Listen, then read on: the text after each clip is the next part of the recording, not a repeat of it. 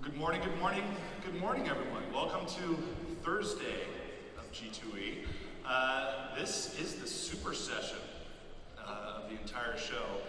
We've got great leaders of industry and of sport ahead today. We've got a wide variety of really interesting issues that have arisen from the floors over the course of this great event.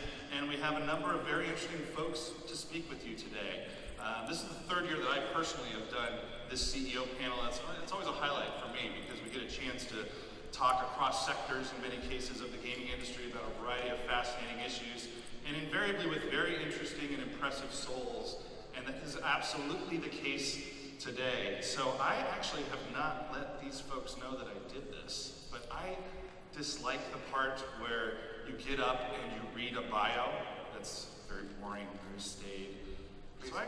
So I went to folks just under each of you and asked them to tell me the stories of you. And in fact, wanted to focus specifically on what makes each of you great leaders. So this is the first year all learning of this, and this will be an interesting exercise perhaps, but I got a lot of good stuff. So Renato, for example, Renato Ascoli, of course, is CEO of IGT North America and of the Interactive Division. And your employees said some interesting things. They said that you're an extremely well-read individual who can speak to the most sophisticated literature, but at the same time, you can speak to the most unintelligent television shows and movies, and that in fact, you can ask anything about any miniseries. I won't hold you to that. You can do that, yeah. But you could. If we played a trivia game now, you would be impressive. And this is the best part. I actually had to text back, is this a real thing, or is this a joke that's going to make me look foolish? You're a massive Yoda fan of Star Wars fan. Yes. Quote Yoda. Yes, I'm a Star Wars fan for the first minute. So, and your management style has no doubt been informed by the wisdom of the little green. Not in a way that I fully understand, but I assume it has. So, well, here's what they said. We were in a very serious meeting discussing any number of different global goings-on with IGT. And Renato stood up and uttered one of Yoda's favorite phrases. On occasion, we must unlearn what we have learned. Yeah, sure. I love that line. And I love it. Yeah, no, that's great. Do you use the voice? Do you do the Yoda voice when you say that? I cannot do that, Can't do but I can practice if you want. Be an Italian Yoda voice would be an interesting combination. But one of the things that's most remarkable, and people who know Renato know this, his team speaks so highly of him. And talks about the way in which gentleman is an overused phrase, but there's a deep kindness and gentleman component of the gentleman that is Renato, and he's brought that to IGT. And I know those of you who know Renato know that that's the case, so we're very lucky to have him up here. Tim Wilmott.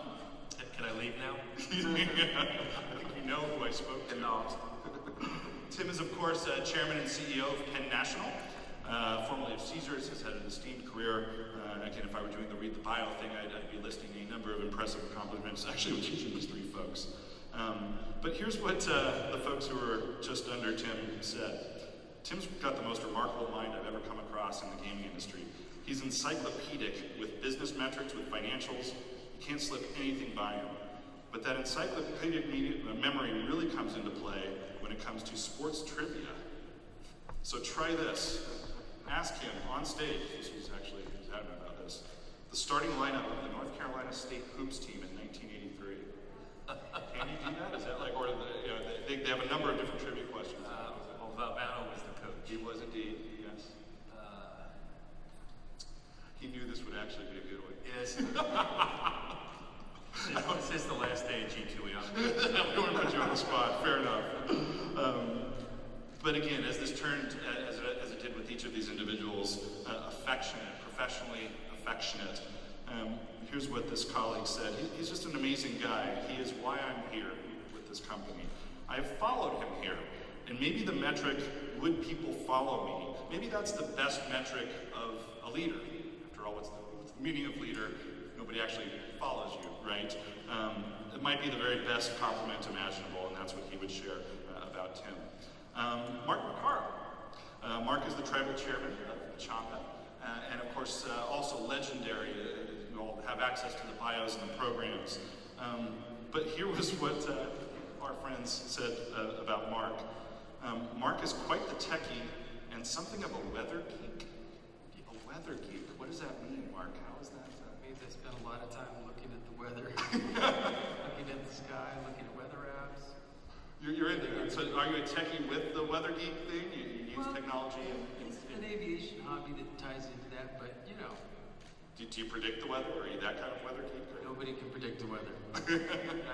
Mostly it's tied into why does it not rain in Southern California? Yeah, you have to deal with that. Looking for the next rainstorm. Well, and this intersects with your professional life as you're developing this massive project that we'll talk about in a moment. Water has become a profound concern, so this helps you in your professional life. That's right. That's great.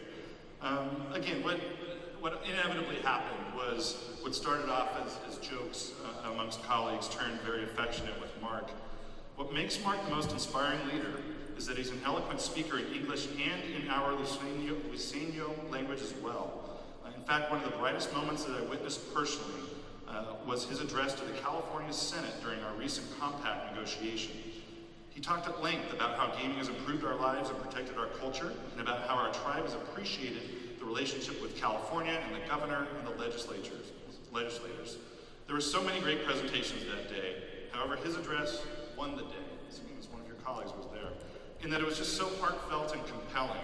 It left me with an enormous sense of pride and honor to be a tribal member and elected official of the Pechanga band. And when you can elicit those kinds of feelings from your employees, I believe that's the truest sign of leadership.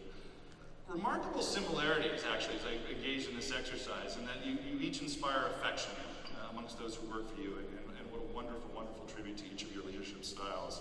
So looking forward to this conversation we get to engage in here this morning.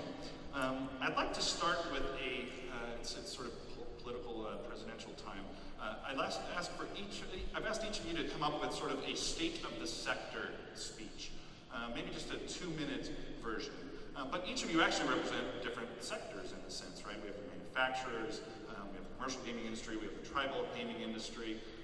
If each of you could stand up in sort of a presidential way and give a state of the sector address in a brief fashion, how might we do that? Maybe we can start with you, Renato. Okay, I'm more than happy. But first of all, thank you for showing up the insane component of our, let's say, build-up. So I'm very appreciative of that. No, I think that if I were to see the entire industry we are working in, I think the industry is passing by the stage of the consolidation process, and new players have come up. There are some other smaller popping up too. But as of now, I see, although we hear about consolidating, some growing difficulty, I see the opportunity for growth. Growth is probably not coming from the traditional segmentation of products and sectors that we usually talk of, say land-based, interactive, sports betting, whatsoever. It's very much coming from the combination of those. And I think technology is the key element that can actually make that happen. And I think this is already happening, by the way. So I think that if we collectively, manufacturers, operators, regulators, share the same view about that, I think it's still time for growth. And this is the way I see it. I mean, I'm positive by nature, but this is the way I truly see it. And would you, just because you oversee both sort of North American and the interactive sector, would you distinguish there, at least maybe you'll distinguish a little bit with the interactive sector? Where do you see that, maybe in North America more broadly? You obviously have a very global perspective on the interactive sector. No, definitely it's not about the job title, but it's really, I see it happening. A company working in represented here at GT, the name of which I will not disclose, but you can imagine, received an award from G2E, and it was about delivering an interactive experience on the floor, a casino. And it was labeled to be a casino opportunity. That's what I like, and that's what I found is strategic. You can in fact use that technology that comes from the interactive, but in order to offer a new experience on the premise of your casino. Very good. Tim, give us a state of your world. Well, from an operator's perspective, I agree with Renato on where we are in the traditional space. If you go back to 2008 and look at gaming revenues across the United States over an 8-year period, the compounded annual growth rate is about 1%. And And when you think about that and what's happened over the last 8 years, you've had Maryland, Ohio, fairly large states open up, and other states like New Jersey and Indiana contract. And we look at it today that traditional bricks and mortar gaming is going to grow at best with GDP. But there's going to be other new forms that we're seeing today of gaming that we want to get in and get involved with. Certainly on the iGaming side, be it in the social form, and hopefully the expansion into commercial real money gaming will be a platform for growth for all of us. We're now seeing states more interested in convenience gaming, where you have 5 or so VGT terminals at bars, taverns, fraternal organizations, truck stops, as a new revenue source for states. We see that in the future expand. So I think we're going to have to think differently about how we engage our customers. They're going to want to engage on a number of different platforms, and we're going to have to figure out how to make sure we know who that customer is, how they like to be entertained, and how they like to be recognized for their play. And that's where we're headed. Very good. Interesting times. Mark, speaking of interesting times, you're about to embark on a whole new chapter. What's going on in your universe? Well, first of all, hello, good morning, everybody, and hello. I'm here representing, of course, proudly, the travel gaming sector and tribal government gaming, and trying to humbly do so, actually. So I'm very proud to be here and say that, tribal gaming, I think, continues to exceed expectations, both certainly financially as well as with our customers and consumers. I think if we look to, for instance, for example, last year, USA Today, I think, did a poll of its readers. I'm sure it was very scientific, but the results of their poll, it's an online poll, found that, it was a poll to name the 10 best in their experience, the 10 best casinos nationwide. And in that time, in the 10, 5 of those properties were tribal casinos. And in that poll, Pechanga, the tribe that I represent, we have the Pechanga Resort Casino in Temecula, California. We were voted number 1. So found that very interesting. That must be very scientific. Very pleased to report that. But the main point is that I think we're seeing at this point in time a maturing of Indian gaming on many fronts, and the industry itself is continuing to grow in spite of what happened in the recession in 2008, 2009. I think the Casino City Times and its annual Indian gaming industry report found that gaming revenue of Indian gaming facilities in 2014 had grown about 2%. In that same time period, the rest of the industry actually lost about 2%. But what it represents for tribal gaming is about $29 billion. So that kind of representation in the market is I think it's impressive, and it feels like, in spite of all the gains that we've made, not in spite of, but in addition to all the gains we've made, it feels like we're still cutting new territory for Indian gaming, and I'm excited about what remains to be seen. Let me just give a couple more statistics here.